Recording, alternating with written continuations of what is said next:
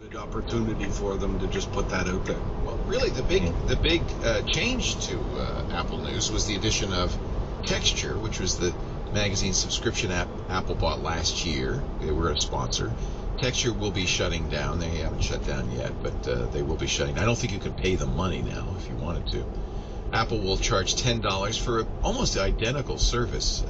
Apple claimed 300 magazines. Texture said 200, but I looked at the list of magazines and just off the top of my head couldn't see any differences.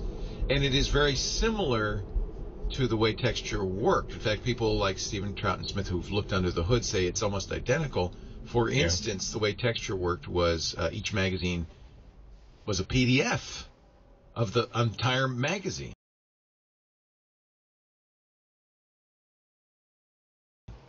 And at first I thought, especially because Apple showed off things like moving covers, video covers, and a new table of contents interface, I thought, oh, maybe Apple... The car just turned there, stopped, and turned all by itself there off the off-ramp. I didn't do anything. Actually, the only thing I did is I pressed the accelerator after it stopped to make the turn.